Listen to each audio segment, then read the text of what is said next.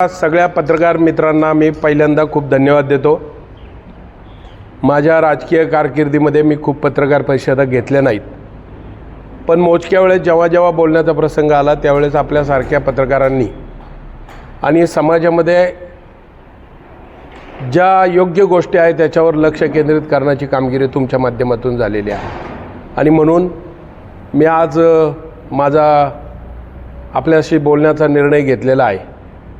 तर माझी सगळ्या पत्रकार बांधवांना पहिल्यांदा मी खूप धन्यवाद देतो, तुम्हाला नमस्कार करतो की गेल्या 25-30 वर्षाच्या राजकीय कारकिर्दीमध्ये जर मला आठवतंय मी 1990 साली अण्णासाहेब कॉलेजमध्ये प्रथम बिनविरोध CR झालो आणि 92 पासून NSYचा तालुका अध्यक्ष झालो। NSY म्हणजे काँग्रेस प्रेरित संघटना आणि काँग्रेसच्या छताखाली जवळजवळ युवक अध्यक्षापर्यंत मी संघटनेत काम केलं।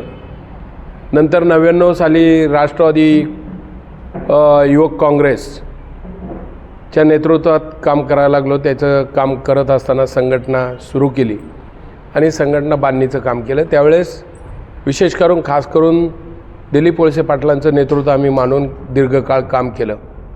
एक काम करत असताना जर पूर्वीची परिस्थिती तुमच्या अनेक पत्रकारांच्या कदाचित लक्षात नसेल, लोकनेते किसनराव बानखिल यांचा हा तालुका त्या काळात त्यांच्या नावाने ओळखला जायचा आणि काँग्रेस आणि त्यावेळेस काँग्रेसचं काम करणंसुद्धा या परिसरामध्ये खूप अवघड असायचं। त्या काळामध्ये आमच्यासारखी तरुण पिढीला अनेक मी चेहरे एकत्र केले आणि नजीकच्या काळामध्ये संघटना बांधणीला सुरुवात केली। मला आठवतं स्वर्गीय आमचे रामशेठ काळे असतील, आजचे देवदत्त निकम असतील, संभाजी काळे असतील, मी असेल, मच्छिंद्र टेमकर असेल, असे तालुक्यातले दिग्गज अनेक लोक होते का त्यांच्या माध्यमातून या तालुक्यामध्ये एक प्रभावी संघटना उभी केली काँग्रेस आणि राष्ट्रवादी काँग्रेसच्या माध्यमातून। पहिल्यांदा काँग्रेसमध्ये काम केलं, नंतर राष्ट्रवादी काँग्रेसमध्ये जेव्हा पवारसाहेबांच्या नेतृत्वाखाली सगळ्या वळसे पाटील साहेबांनी निर्णय घेतला आणि आम्ही सगळेजण त्यांच्या कोणत्याही शब्दाला विरोध न करता आम्ही सक्षमपणे त्यांच्या पाठीमागं उभं राहिलो। त्याही काळात नंतर 2000 साधारण 99च्या नंतर ते राज्यामध्ये जी निवडणूक झाली ते निवडणुकीमध्ये ते मंत्री झाले आणि मंत्री झाल्याच्या कालावधीमध्ये तालुक्यात अनेक विकासाच्या कामांमध्ये आम्ही सगळ्यांनी हातभार लावला। परिस्थिती तालुक्यामध्ये बदलायचा आमच्या सगळ्या तरुण सहकाऱ्यांचा प्रयत्न राहिला, पण जसा जसा काळ बदलत गेला 2002 साली मी जिल्हा परिषदला इच्छुक होतो। त्यावेळेस 2002 साली मला तिकीट मिळालं नाही, पण आम्ही सोबत विष्णू काका आणि मी इच्छुक असताना एकत्र फिरलो आणि विशेष म्हणजे तिकीट मागायला त्यांच्यासोबतच आम्ही एकत्र तिकीट मागायला आलं, कारण संघटनेचं स्वरूप त्यावेळेस आमच्या सगळ्या मंडळींच्या लक्षात होतं। वळसे पाटलांकडे आम्ही तिकीट मागायला जायचं, संध्याकाळपर्यंत त्यांच्या घरी बसायचं आणि घरी बसल्यानंतर संध्याकाळी मी मुक्कामी विष्णू काकांच्या घरी जायचा पुण्यात। 2 उमेदवार एकत्र तिकीट मागतायत, संध्याकाळी विष्णू काकाच्या घरी मुक्काम करायचा आणि पुन्हा एकदा दुसऱ्या दिवशी सकाळी पुन्हा तिकिटाचा प्रश्न घेऊन त्यावेळेस 2002 साली अखेरच्या क्षणी मला तिकीट मिळालं नाही, मी ते सोडून दिलं आणि नंतरच्या काळामध्ये विष्णू काकांना तिकीट मिळालं। त्यांचं प्रामाणिकपणे काम करायचा मी प्रयत्न केला, माझे गाव बरोबर ठेवण्याचा प्रयत्न केला, पण त्याच्यात विष्णू काकाला यश आलं नाही। त्यावेळेस कुमार हिंगे त्या भागातले जिल्हा परिषद सदस्य झाले आणि त्याच्यानंतर मी स्वतः खूप मेहनत करत राहिलो। संघटना सगळे बाजूला जशी तालुक्यामध्ये संघटना बांधणीचं काम केलं, तर त्याच्यानंतरचा जे संघटना बांधणीचं काम मी गटातसुद्धा प्रभावी अशी संघटना बांधली। विशेष करून अनेक गावामध्ये मग निरगुडसरपासून गावचं एकत्रीकरणावर भर गेला। त्यावेळेस आम्ही बाळासाहेब वळसे पाटील त्यावेळेस सरपंच पदाचे इच्छुक उमेदवार होते आणि गावची ग्रामपंचायत लागली होती, त्यांना जुळून घेऊन गाव एक करण्याचा प्रयत्नसुद्धा आम्ही त्या काळात माझ्या प्रमुख उपस्थित किंवा माझ्या पुढाकाराने वळसे पाटलांच्या समवेत निर्णय घेतले आणि एकदम बांधणी उत्तम प्रकारची करण्याचा प्रयत्न केला। 2007 साली मी जिल्हा परिषदमध्ये निवडणुकीला मला अवसरी पारगाव गटातून तिकीट पक्षाने जाहीर केलं आणि मला विशेष करून त्या अगोदरचा शिवसेनेचा तिथं कॅन्डिडेट निवडून आलेला होता. त्यावेळेस मी निवडून आलो आणि माझ्यासोबत असणारे बाळासाहेब वहाग आणि रामचंद्र ढोबळे या दोघांनाही घेऊन मी त्यावेळेस निवडून आलो. 2-2.5 हजाराच्या फरकाने काहीतरी निवडले आणि 2000 त्याच्यानंतर विधानसभेची 2009 साली निवडणूक लागली. तोपर्यंत सगळ्या निवडणुका आंबेगाव तालुक्यातली पहिल्यांदा दिलीप वळसे पाटील निवडून आले. त्यावेळेस साधारण एक 5-6 हजाराचं लीड होतं. दुसऱ्या निवडणुकीला 5-6 हजाराचं लीड होतं. अविनाश राणे उभे राहिले, त्याच्या शेवटच्या 99ला 16 हजाराचा फरक झाला.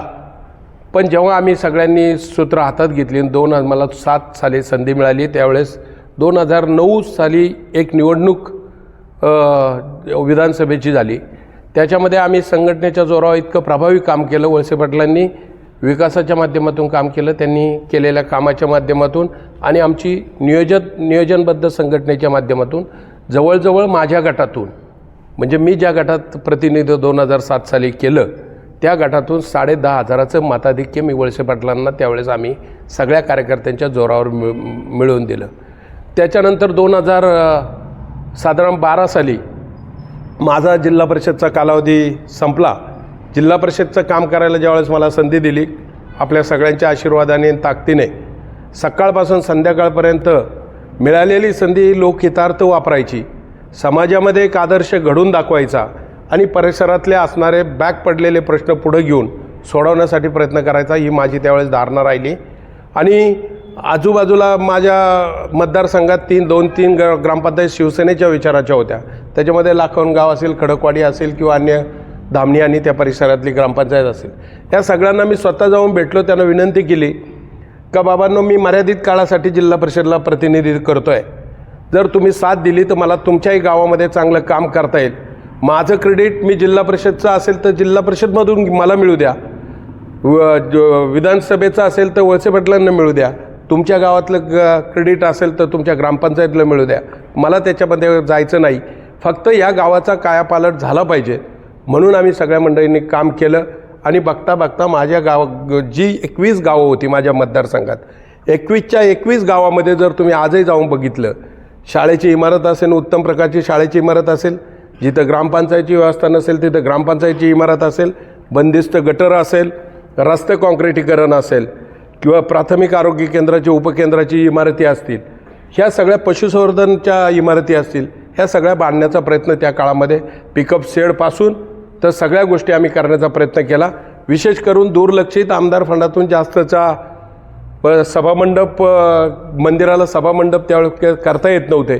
त्यावेळेस सगळ्यात जास्त सभामंडप मी माझ्या मतदारसंघात जवळजवळ 54 सभामंडप त्यावेळेस फक्त मतदारसंघात, तालुक्याच्या सगळ्या गावामध्ये मोठ्या प्रमाणात आम्ही निधी प्रत्येक गाव पुढे घेऊन जाण्यासाठी प्रयत्न केला. बघता बघता अशी प्रक्रिया झाली का 2012ला मला संपूर्ण तालुक्यातून कुठूनही उमेदवारी मिळावी, पण तुम्ही उमेदवार राहा असं लोकांचं मत होतं. त्यावेळेस मला ऐनवेळी काही सांगितलं गेलं, पण त्यावेळेस त्याच्यातून यशस्वी झालो नाही. 12ला मला तिकीट दिलं गेलं नाही. मी पहिल्यांदा कळंबमधून इच्छुक होतो, नंतरच्या आदिवासी भागातून त्यावेळेस ओपन सर्वसाधारण जागा आली होती, तिथूनही इच्छुक होतो आणि मंचरमधून शेवटीचा. आणि मंचरच्या इतिहासामध्ये त्यावेळेस राष्ट्रवादी काँग्रेसच्या माध्यमातून पहिल्यांदा माताजी पोकरकर यांना निवडून आणण्यामध्ये आम्ही सगळे यशस्वी झालो.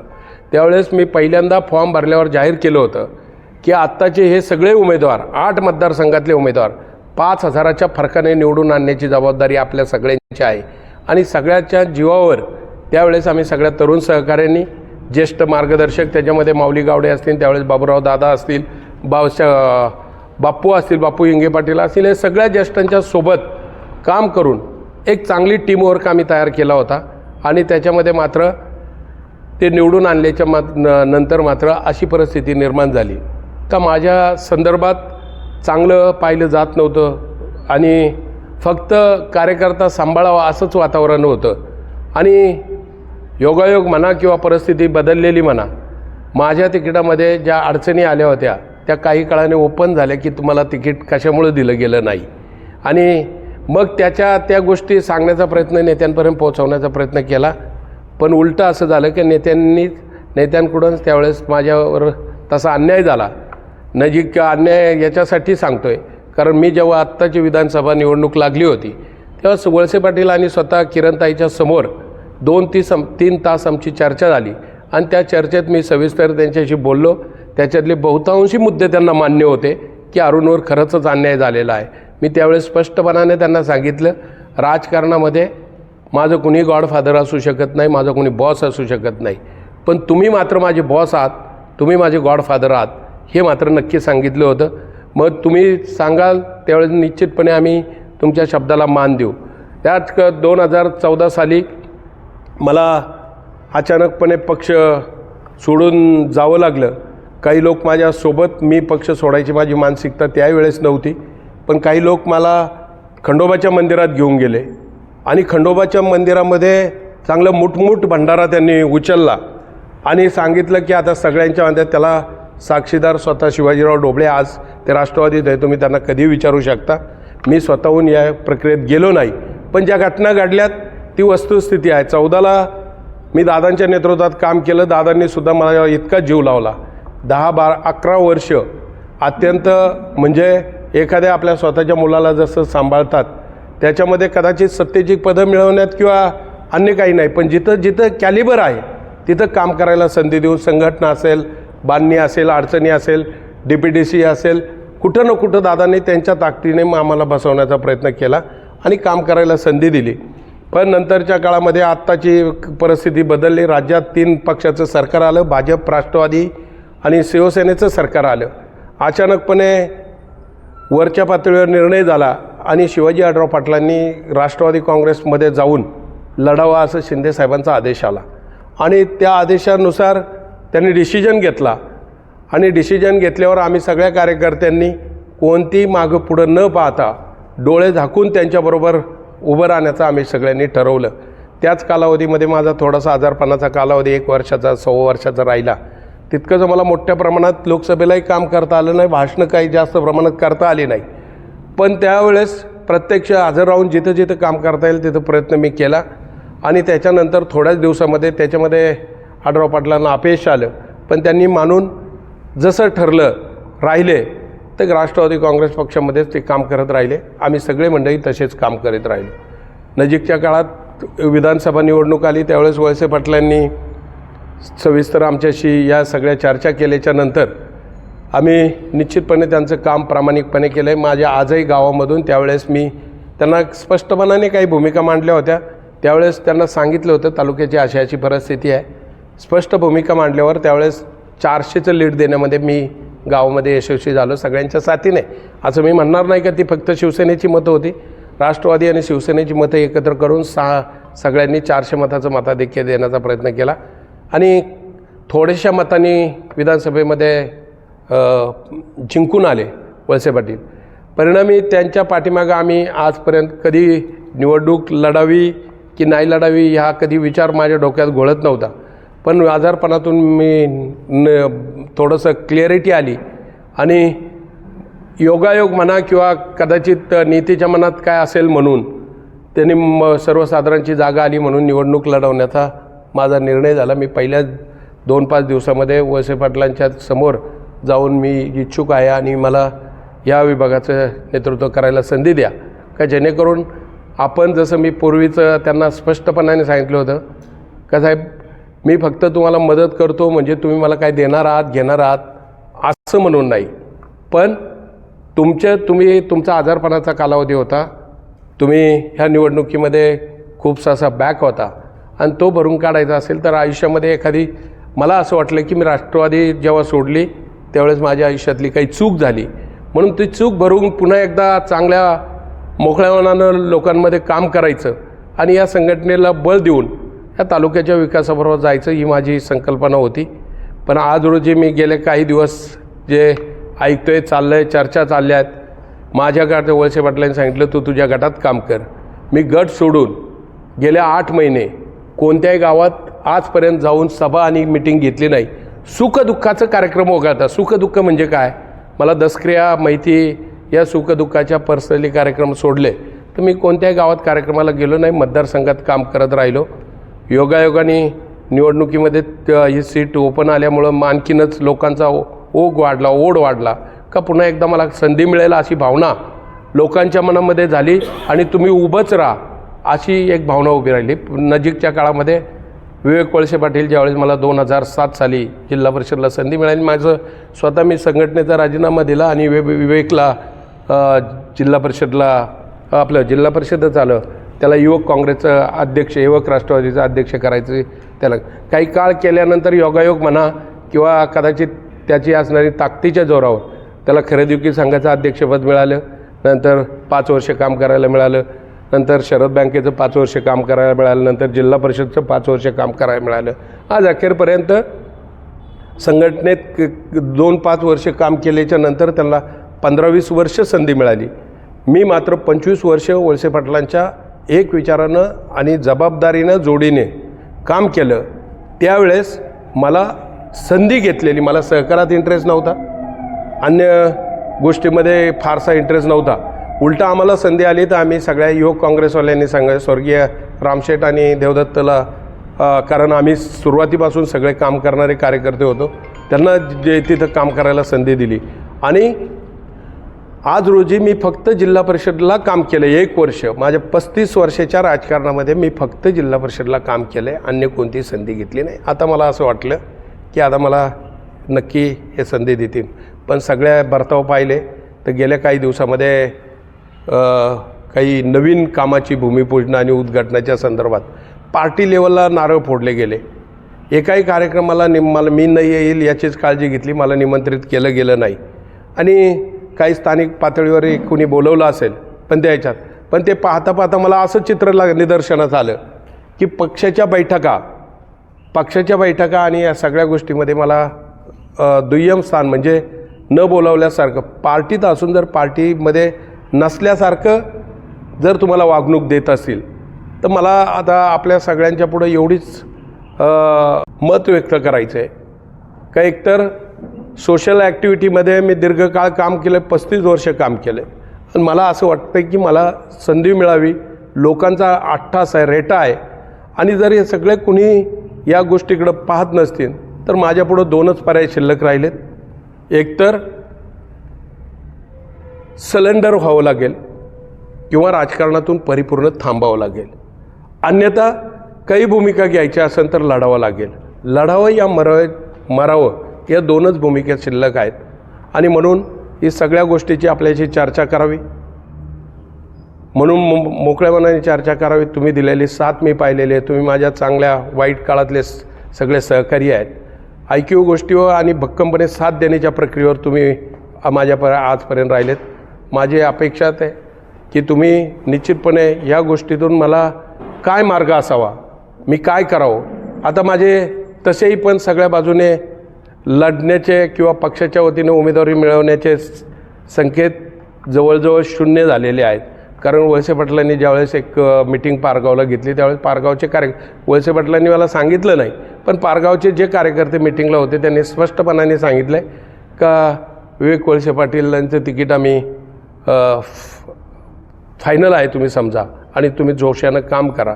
पण या परिस्थितीमध्ये मी काय निर्णय घ्यावा हा मला सुचत नाही. म्हणून निश्चितपणे आपल्या दरबारात येण्याचा माझा प्रयत्न राहिलेला आहे. आपण सगळे माझे सहकारी मला याच्यातून योग्य मार्गदर्शन कराल. एकतर मी ह्या राजकीय प्रक्रियेत राहील अथवा न राहील या 2च व्यवस्थेमध्ये मी आहे. आणि अन्य मी आज अखेरपर्यंत कोणी अनेक लोकांनी चर्चा केल्या, कोणत्या पक्षाशी हे बोलतात का, कोणत्या पक्षाशी चालतात का, यांनी काय केलं, त्यांनी काय केलं, ह्या गोष्टीवर मी फारसं कोणाशी विचारणा केली नाही आणि इन्क्वायरी पण केली नाही. पण आज मला ही गरज वाटली की आपल्याशी बोलावं, अन्यथा माझी आयुष्यातली चूक ठरू शकते आणि म्हणून आपल्याशी बोलायला मी आलो आहे. आपल्या मनामध्ये काही संकल्पना असतील तर निश्चितपणे मला मार्गदर्शन करावं की जे करून तुमचा एक सहकारी म्हणून उद्याच्या काळामध्ये या समाजातला घटक म्हणून काही काळ काम करायला संधी मिळाली तर मी चांगलं काम करू शकतो आहे. ही प्रतिमा जेव्हा मी घेऊन जातो आहे त्यावेळेस आपल्या सगळ्यांच्या मार्गदर्शनाची मला गरज वाटते. म्हणून मी आपल्यासमोर आहे.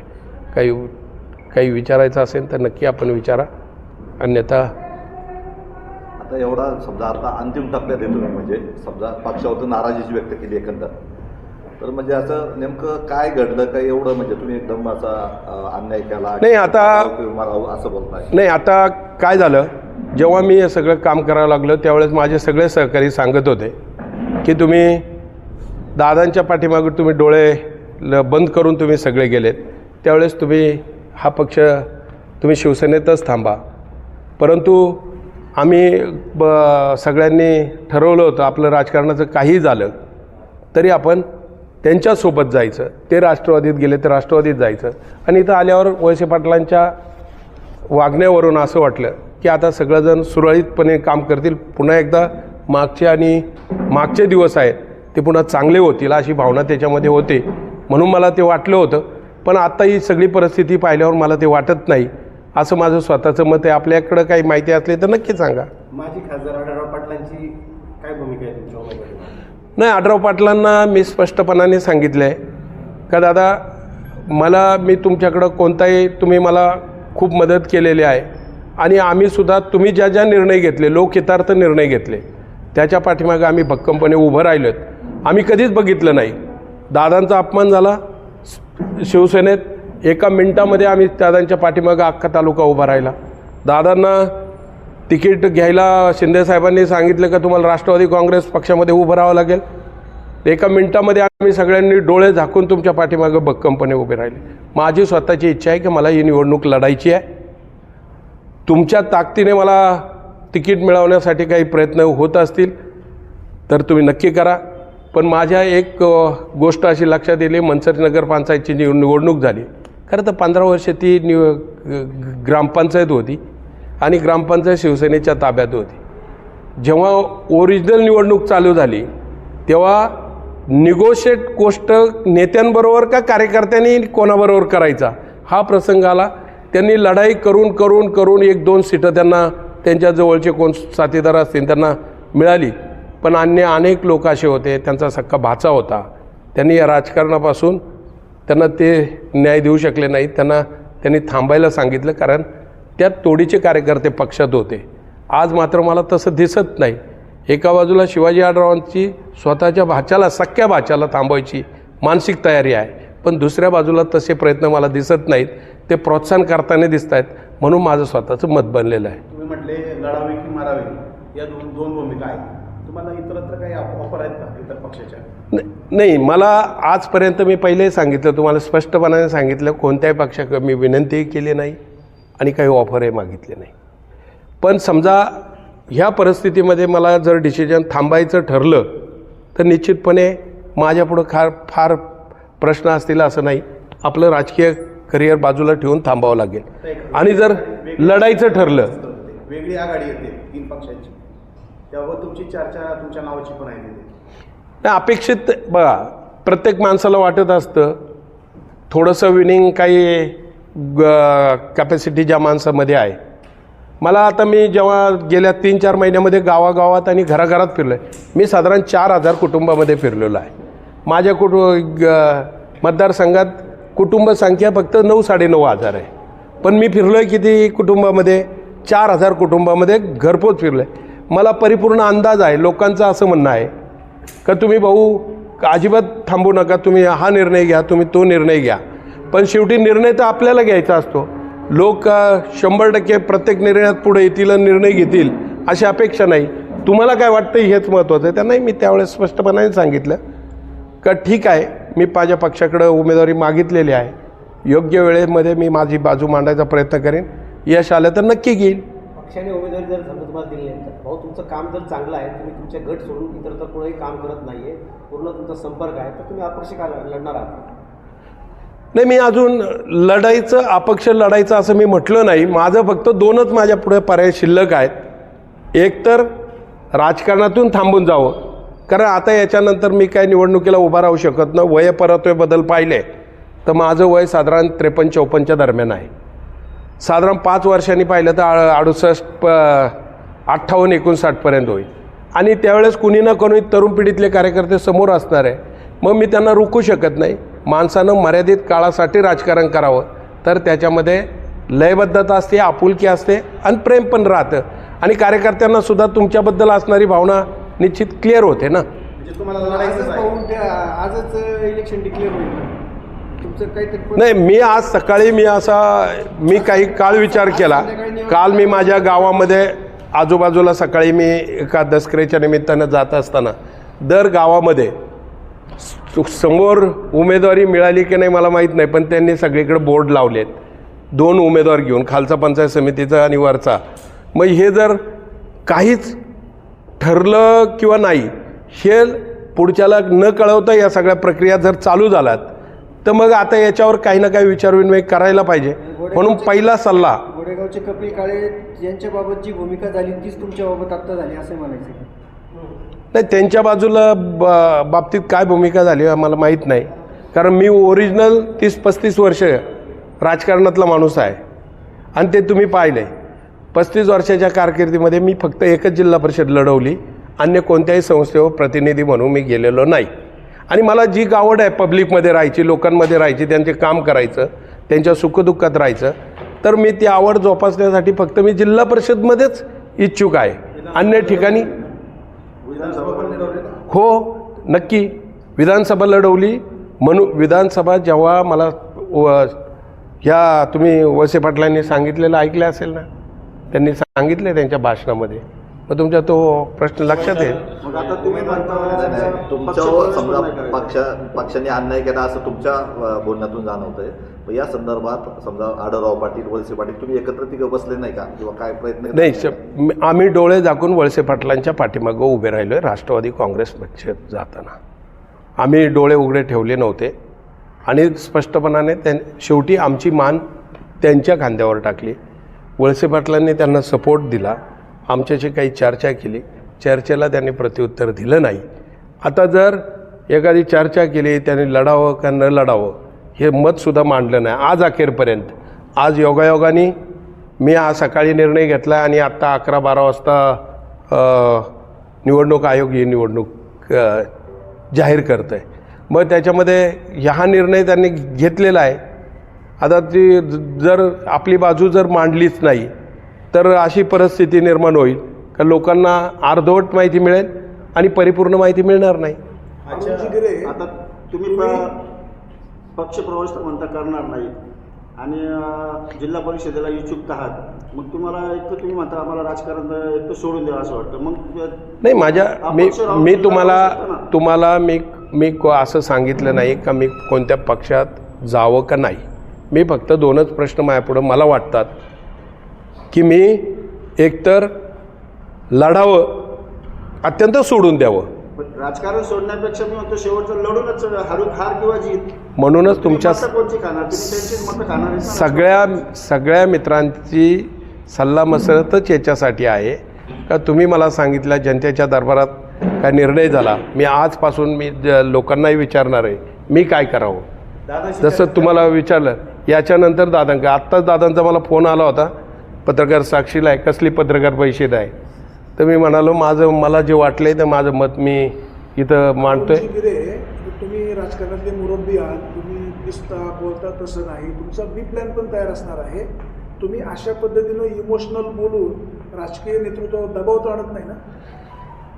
तुम्हाला याच्यामध्ये मी काय इमोशनल बोललोय, वस्तुस्थिती सोडून तर मी दुसरं काही लाईन सांगितलेले नाही. शेवटची निवडणूक नाही, अशा अनेक निवडणुका आता मी तर काय परत लढू शकत नाही, कारण एखादी निवडणूक तुम्हाला लढण्यासाठी उपलब्ध झाली आणि ती निवडणूक तुम्हाला लढायची नाही, लढायची परिस्थिती हातात आहे, ती तुम्ही घेत नाही. त्यावेळेस आपण एखादी निवडणूक आपल्या समोर असल्या परत आपण पण काळजी घेतली पाहिजे. मार्केटमध्ये नवीन तरुण पोरं येत आहेत, त्यांना पण संधी दिली पाहिजे. पक्षात तुमची घुसमट होते का? एकीकडे दादा जे तुमचे ज्येष्ठ नेते त्यांच्या मागे तुम्ही राष्ट्रवादीमध्ये गेले, शिवसेनेचे वाघ होते, तुम्ही राष्ट्रवादीत प्रवेश केला, दादांबरोबर प्रवेश केला, तुमची घुसमट होते का? सँडविच होते का? नाही, सँडविच व्हायचा प्रश्न येत नाही. जेव्हा आता मुळातच विधानसभा आपल्या समोर झाली, विधानसभेला परिस्थिती आपल्या सगळ्यांच्या डोळ्यापुढं आहे. माझ्या गावाची परिस्थिती पाहिली, दादांच्या गावाची परिस्थिती पाहिली तर चित्र तुमच्या लक्षात आहे. आम्ही आमचं प्रामाणिकपणे जेवढं काम करायचं होतं तेवढं काम प्रामाणिकपणे केलं. तुमच्या तब्येतीला जमेल होईल तेवढं काम केलं आहे, त्याच्यातून तुम्ही पुढं गेलात. त्यांचं आम्ही ऐकलं पाहिजे. त्यांनी एखादी भूमिका सांगितली, त्यांच्याशी एखादी चर्चा केली, ते घुसमट होण्याचा प्रश्न येत नाही. मोकळेपणाने आम्ही त्यांच्याशी बोललो आहे, पण त्याचं उत्तर आणि प्रत्युत्तर मात्र त्याच्यात दिसत नाही. ज्यावेळेस मार्केटला सगळे लोक प्रचार करायला लागले आणि प्रचाराचे होल्डिंग लावायला लागले, तर असं चित्र आहे. शेजारचा उमेदवार घेऊन ज्यावेळेस मी इच्छुक असणं चुकीचं नाही, कारण मी इच्छुक असणं आणि एकट्याने इच्छा व्यक्त करणं त्याच्यात चूक नाही. आज मला जर कदाचित एखादा डिसिजन घ्यायचा असेल तर मी माझे हितचिंतक 5, 50, 100 उभे केले असते तुमच्यासमोर आणि सांगितलं असतं आम्ही सगळेजण असं निर्णय घेणार आहे. मी इच्छुक आहे हे सांगायचं काही कारण नाही. हे माझ्या नेत्यांनाही मी सांगितलं आहे, आजही सांगतोय, कालही सांगितलं होतं, उद्याही तेच सांगणार त्याच्या काय. पण जेव्हा अशी परिस्थिती तयार होते जिथं हे सगळं मान्य व्हायला पाहिजे तिथं मान्य होत नाही, त्यावेळेस अशी परिस्थिती तयार झाली की एकतर निवडणूक लढवायची असेल तर लढावी लागेल आणि नसेल, या सगळ्या सहन होत नसेल तर थांबावं लागेल. हे दोनच पर्याय माझ्यापुढं शिल्लक आहे. तुमचे सहकारी वळसे पाटील हे प्रचार करतायत, त्यांनी बोर्ड लावले. तुमचे राजकीय शिष्य रवी वळसे त्यांनी पण प्रचार सुरू केला, त्यांची उमेदवारी फायनल असं बोललं जातं. आता तुम्ही या 2 उमेदवारांमध्ये तिसरे उमेदवार म्हणून भूमिका घेणार की यापैकी एखाद्याला हेच मी उद्या जनतेत जाणार आहे. उद्यापासून आजचा दिवस तुमच्यासाठी, पहिल्यांदा तुमच्यासाठी दिला आहे. मला ज्यांच्याकडे मी गेलो का बाबा त्यांना असं वाटत होतं मला आज उमेदवारी मिळेल आणि उद्या उमेदवार म्हणून मी त्यांच्या पुढे येईल, त्यांना मी सांगणार आहे का अशी परिस्थिती, आता उमेदवारीच्या पार गेलेलो आहे, आता मला उमेदवारी मिळणार नाही. एकतर उमेदवारी न मिळालं तर मी काय करावं आणि उमेदवारी लढावं का नाही लढावं याच्यावरच मी काम करणार आहे. तुम्ही एक भंडाराचा विषय घेतला, तुम्ही शिवसेनेत जाताना तुमच्यासोबत बरेच जण होते, तर ते कोण होते आणि काय ते प्रसंग होता? विशेष करून वळसे पाटलांना हे सगळे माहीत आहे. आता काय त्या जुन्या विषयावर जनतेला माहित नाही. जुन्या विषयावर खूप चर्चा करून व्यक्तिगत दोषारोपण करण्यामध्ये काय अर्थ नाही. पण घटना माझ्या संदर्भात घडली होती. मला असं वाटत होतं की लोकांना वाटायचं की मी वळसे पाटलांना स्वतः सोडून गेलो आहे, त्यांच्याकडं मी एखादी आमदारकीचं तिकीट मिळावं म्हणून गेलो आहे, असं जे वाटत होतं ती तशी परिस्थिती नव्हती. मला ते अचानकपणे ती बाजू अंगावर घ्यावी लागली आणि त्याची जबाबदारी शिवाजी आढळराव पाटलांनी माझ्यावर टाकली होती आणि मला त्या प्रसंगात नाही म्हणू शकलो नाही, म्हणून मला लढावं लागलं. जे ते वळसे पाटील जे बोलले होते उमेदवार आम्ही तुम्हाला पुरवत होतो, त्या प्रक्रियेचा तुम्ही पण एक भाग होते का? नाही, आता ते कोणाबद्दल बोलले त्याच्याबद्दल मला जास्तचं माहीत नाही, पण ते जे असेल तर कदाचित त्यांच्या मनामध्ये काय असेल मला नाही वाटत त्यांच्या मनामध्ये तसं असेल. त्यांच्या मनामध्ये चांगले पण विषय असू शकतात. अरुणजी गिरे, आता तुम्ही लोकसभेच्या तोंडावर राष्ट्रवादी काँग्रेसमध्ये आलात, लोकसभेला शिवाजी आढळरावांचा पराभव झाला, विधानसभेला तुम्ही सक्रिय फारसे राहिला नाहीत, वळसे पाटलांचं मत घडलं आणि त्याच्यामुळं थोडंसं तुमच्यावर अविश्वास दाखवला जातो. नाही, मी जेव्हा वळसे पाटलांची लोकसभेला आल्याच्या नंतर वळसे पाटलांशी मी का बोललो, त्यांनी मला फक्त गटात काम करायला सांगितलं. स्पष्टपणाने मी सांगितलं होतं का मी एकटा कुठं फिरणार नाही, कारण माझी तब्येत बरी नाही. दुसरं कारण, मी नवीन तुमच्यात आलो आहे, उद्या तुम्हाला मताधिक्य कमी झालं तर याचं सगळं खापर माझ्यावर येईल. सोबत कोण असावं तर त्यांनी बंटी पाटलांचं त्यावेळेस नाव सुचवलं होतं, तुम्ही दोघे एकत्र काम करा. ह्या याच्यामध्ये आम्हाला एकत्र येण्यामध्ये त्यांनी ती परिस्थिती जिथं केली, जिथं येऊन दिलं तिथं आलो. बाकीच्या ठिकाणी बळच बोलून मी बळत जाणार नव्हतं, हे वळसे पाटलांना मी चर्चा केली होती. मी त्यांना स्पष्टपणाने सांगितलं माझ्या गावातून मी तुम्हाला 400चं लीड देऊ शकतो आणि ते मी देण्यामध्ये यशस्वी झालो आहे. आज नाही सांगत, उद्या गणपती बाप्पाच्या साक्षीने तुम्ही विचारलं, गावात मी मिटिंग घेऊन स्पष्ट सांगितलं आहे, कारण आम्ही श्रद्धेने काम करणारी माणसं आहे, आम्ही लोभाने काम करणारी माणसं नाही.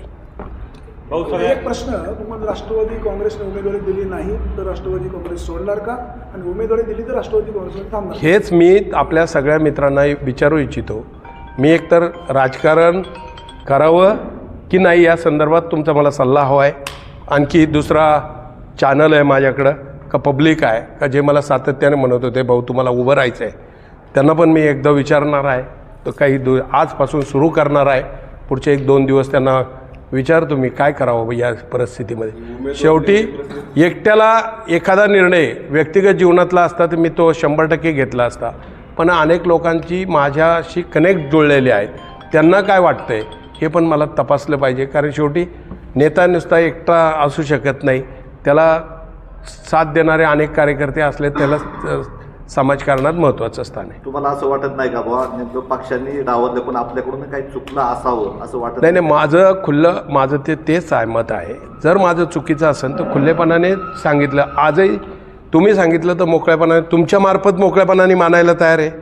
वळसे पाटलांना मी स्वतः जाऊन विचारलं, साहेब तुम्हाला वाटतं की माझी काही चूक आहे, तुमचं काम प्रामाणिकपणे केलं नाही, तर त्यांनी मला स्पष्टपणाने सांगितलं आहे तू काम प्रामाणिकपणे केलेलं आहे, तुझ्याकडून कोणत्याही प्रकारची चूक नाही. मग आता मनात आणायचं कारण नाही, त्यांच्याविषयी वाईट चिंतायचं काही कारण नाही. आपल्या मनात आलं, ही भावना माझ्या मनात राहिली. आता पालगाव जारकेवाडी करता तर तुम्हाला जनसमर्थन पण चांगलं आहे. मग जर तुम्ही जनतेमध्ये तुम्ही बोलता आम्ही जाणारच आहे, मग जनतेने जर तुम्हाला अपक्ष उभं राहायला सांगितलं तर कदाचित त्यांचं मत समजून घेणं पहिलं गरजेचं आहे. मत आपण मांडलं तर मग विचारण्यात काय अर्थ राहील. उमेदवारी अजून जाहीर नाही राष्ट्रवादी काँग्रेसची, तुम्हाला काही आशा आहे का तुमचं नाव येऊ शकतं? उमेदवारी आजच्या परिस्थितीमध्ये मला उमेदवारी जाहीर दिसली म्हणूनच मी पत्रकार परिषद घेतली. अन्यथा कारण अशीच उमेदवारी सगळीकडे जाहीर केलेली आहे. पक्ष एवढा मोठा पक्ष अशा विचाराने कधी गपचिपमध्ये उमेदवारी जाहीर करत नाही. पलीकडे गेलं तुम्हाला विचारलं का कळंब राजनी गटामध्ये कोण उमेदवार आहे राष्ट्रवादीचं, तर तुम्हाला माहीत आहे का कोणी कोण आहे उमेदवार? तुलसी भोरे जर या लोकांची नावं ते अधिकृत जाहीर नाही. अधिकृत जाहीर नाही हे जरी म्हटले असले तर राजरोजपणे पक्षाच्या चिन्हावर काम करतायत. पंचायत समिती आणि जिल्हा परिषदचा उमेदवार एकत्र काम करतोय, याचा अर्थच असा आहे की प्रत्यक्ष ती जाहीर झालेली आहे. माझे खासदार शिवाजीराव आढळराव पाटील आणि तुम्ही भविष्याच्या राजकारणात काही एकत्रित निर्णय घेणार आहात तशी काही चर्चा? नाही, मी आता त्यांच्याशी आज अखेर जसं तुमच्यावर बोलल्याच्या नंतर त्यांना बोलून तर पहिला फायदा नाही. तुमच्या बोलल्यानंतर मी त्यांनाही जाऊन भेटणार आहे, त्यांनाही विचारणार आहे, दादा माझी अशी पोझिशन आहे. त्यांना उमेदवार निवड प्रक्रियेत आढळराव पाटील यांना कुठेतरी डावललं जाते. नाही मला जे दिसलं, मी तुम्हाला मगाशीच सांगितलं त्या प्रश्नाचं उत्तर रिपीट करत नाही. नगरपंचायतच्या याच्यामध्ये लोक म्हणतायत का फक्त दादांना त्यांच्यासोबत असणाऱ्या 2च कार्यकर्त्यांना उमेदवारी देऊ शकले, साध्या भाच्याला पण उमेदवारी देऊ शकले नाहीत, हे लोक म्हणतायत. त्यांच्याबद्दल जर त्यांची अशी परिस्थिती झाली का त्यांच्या भाच्याला उमेदवारी देऊ शकले नाहीत, ही चर्चा ही समाजासाठी समजून घेण्याची आहे. त्याच्यामुळं मी पण त्याच्याशी आणखी एकदा विनंती करणार आहे, चर्चा करणार आहे, त्यांचं मत समजून घेणार आहे, त्यांचं काय मत आहे. एक शिवाजी दादा आढळराव पाटील यांच्या भूमिकेवर सध्या सगळ्यांचं लक्ष आहे. तुम्ही दादांसोबत राष्ट्रवादीमध्ये आले, तर येत असताना जे काही नेते सोबत आले ते सगळे आले, त्यांना कुठंतरी मंचर नगरपंचायतीमध्ये असेल कुठंतरी डावलण्यात आलं. त्याचबरोबर आता जिल्हा परिषदेला जर पाहिलं तर राष्ट्रवादीने परस्पर उमेदवारी जाहीर करून टाकली. मग हे सगळं असताना दादाची कुठंतरी कुचंबना होती, दादाला डावललं जाते. मग दादा त्या पक्षामध्ये का थांबले, का त्यांची मजबुरी? नाही मजबुरी काय असायचं कारण नाही.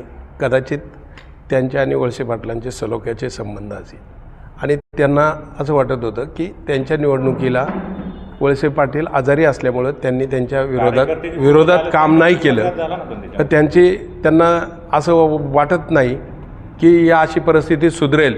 पण या परिस्थिती सुधारण्याच्या पाठीमागे त्यांचं मत काय मलाही माहीत नाही. त्याच्यातले किती उमेदवार दादांनी निश्चित केलेत आत्ता. एक शेवटचा प्रश्न, अपक्ष की राष्ट्रवादी काँग्रेस? नाही, लढणार किंवा नाही, हेच 2च गोष्टी आहे. तुमचं बी प्लॅन ठरलेलं आहे, खरं काय सांगत नाही. बी प्लॅन ठरायचा प्रश्न येत नाही. खरं असतं तर तुमच्या पुढे सांगितलं असतं.